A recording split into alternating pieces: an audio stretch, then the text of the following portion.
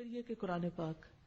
قرآن پاک میں کم از کم ایک پارہ جو ہے وہ ناظرہ پڑھنے کی ضرور کوشش کریں، یعنی قرات یا تلاوت جو ہے،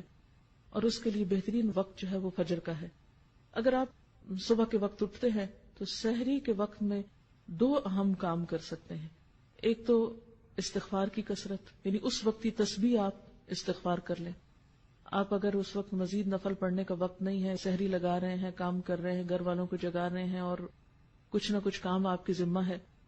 تو چلتے پھرتے استغفار کو لازم کر لیں، کیونکہ تیسرے پارے میں آپ نے پڑھا تھا سحری کے وقت وہ استغفار کرتے ہیں، تو اس وقت آپ کثرت سے استغفار کریں۔ دوسری بات، وہ جو سورۃ آل عمران کا آخری رکوع حضور صلی اللہ علیہ وسلم سویرے اٹھ کے وضو سے پہلے پڑھتے تھے، کوشش کریں کہ اسی طرح پڑھ سکے۔ اگر زبانی یاد کر لیں تو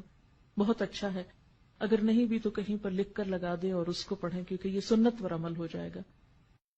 اب ہوتا کیا کہ عام طور پر خواتین کیا کرتی ہیں، آپ نے سحری کی، مرد حضرات تو چلے گئے مسجد،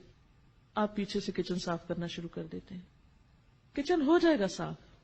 ہٹ جائیے وہاں سے، آئیے مسواک بہت اچھی طرح کیجیے اور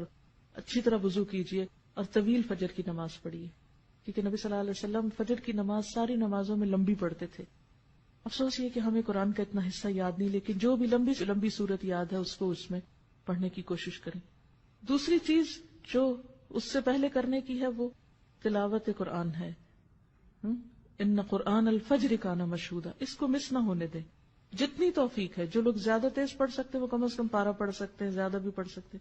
تو سورج نکلنے سے پہلے تک آپ کیا کریں، فجر کی نماز اور تلاوت میں وہ وقت گزاریں، اور بہت عبادت کا بہترین وقت ہے۔ پھر اس سے پہلے کہ سورج طلوع ہو آپ کیا کریں، صبح شام کی دعائیں جو ہیں مسنون اذکار وہ کر لیں۔ صبح شام کے مسنون اذکار یعنی وہ دعائیں جو نبی صلی اللہ علیہ وسلم صبح شام پڑھا کرتے تھے، آپ مسنون دعاؤں کی کسی بھی کتاب سے لے سکتے ہیں۔ اس سلسلے میں ایک کتاب وَإِيَّاكَ نَسْتَعِينُ کے نام سے الہدا سے شائع کی گئی ہے۔ اس میں ان دعاؤں کی سند، فضیلت، پڑھنے کا طریقہ اور اردو اور انگریزی ترجمہ بھی موجود ہے، تو اگر زبانی نہیں آ تو آپ دیکھ کر پڑھ لیں۔ پھر کیا ہے کہ سورج نکل آیا، اگر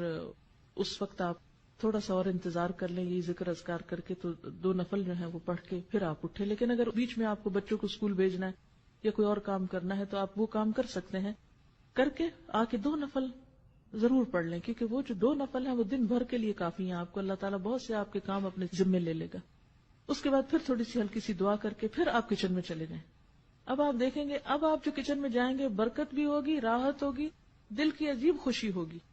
لیکن جب ہم دنیا کے کاموں کو ترجیح دیتے ہیں اور عبادات کو پس پش ڈالتے ہیں، پہلے وہ پکانے کھانے میں لگے رہے، پھر سنبھالنے میں لگے رہے، پھر جب نماز کو وہ سورج نکلنے والا ہو گیا جلدی جلدی نماز پڑھی، اس نماز میں کوئی لذت نہیں، پھر اتنے میں بچے جاگ گئے، کوئی اور کام ہو گیا، پھر ان میں لگ گئے، پھر قرآن پڑھنا رہ گیا۔ کیونکہ مجھے معلوم ہے کہ اس وقت اپنے آپ کو کاموں میں سے، کیونکہ انسان کہتا ہے یہ تھوڑا سا جلدی سے سمیٹ لو بس پھر میں فارغ ادھر سے ہو جائیں گے، چھوڑیے اس کو، پہلے ادھر سے فارغ ہوئیے، پھر اس کے بعد آپ اپنا آرام سے جو بھی کچن وچن سنبھالنا ہے جو کرنا ہے، پھر اس کے بعد آپ یہاں آنے کی تیاری کر سکتے ہیں۔ اور اگر آپ کے پاس کچھ اور وقت بیچ میں ہے، ہر ایک کی چونکہ مصروفیات فرق ہیں، اس لیے میں تھوڑا سی یہ ٹپس دے رہی ہوں آپ کو، ہو سکتا ہے آپ تو اس سے بہتر پروگرام رکھتے ہوں، لیکن شاید میرے جیسوں کو کچھ ضرورت ہو اپنے آپ کو روٹین میں اس طرح لانے کی، تو آپ کوئی کتاب پڑھ سکتے ہیں یا ذکر اذکار چلتے پھرتے کر سکتے ہیں، گھر کو سمیٹ سنبھال لیجئے، پھر آپ آ جائیے، پھر آپ یہاں قرآن پاک سنتے ہیں، کیونکہ علم کے رستے پر ایک ایک قدم جو انسان نکل کر آتا ہے اس کا بے پناہ اجر ہے، اور مل بیٹھ کے جو ہم پڑھتے ہیں اس کی ایک اور ہی برکت ہے۔ اور پھر اس کے بعد آپ یہاں اگر کوشش کریں ظہر کی نماز پڑھ کر جائیں، اگر یہاں نہیں تو گھر جا کر فوراً ہی پھر آپ ظہر کی نماز پڑھیں،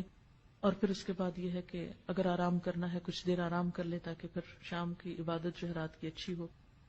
تو پھر اس کے بعد ہر ایک اپنے اپنے روٹین کا کام کر سکتا ہے۔ پھر خاص طور پر افطار کے قریب جو ہے وہ تھوڑا سا اپنے آپ کو روحانیت کی طرف پھر لائیں، افطاری لگا لیں، کر لیں جو بھی کرنا ہے، 5 منٹ دیں، 3 منٹ دیں، 2 منٹ دیں، 10 منٹ دیں، حسب توفیق جو کسی کو اویلیبل ہے۔ کہیں پر بھی ہیں آپ، اپنے گھر میں یا کہیں افطار کرنے گئے ہیں یا کوئی آپ کی طرف آیا ہے یا آپ کسی گاڑی میں بیٹھے ہوئے ہیں، افطار سے پہلے کے چند لمحے انتہائی قیمتی ہیں، دعاؤں کی قبولیت کا وقت ہے، اس میں پھر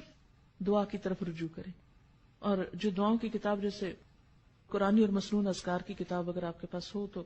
اس میں سے اگر آپ ساری پڑھ لیں تو پڑھ لیں، ساری نہیں پڑھ سکتے تو 5-7 پڑھ لیں، پھر اگلے دن اگلی 5-7، جتنا جس کو توفیق ہے۔ ہر ایک کے حالات ایک جیسے نہیں، کچھ کے بچے بہت چھوٹے ہوتے ہیں، کچھ لوگ ہر چیز سے فارغ ہوتے ہیں، اب جن کے پاس جتنی فراغت ہے اتنا ان کا حساب ہے، تو وہ اتنا زیادہ آپ توجہ ادھر کر لیں.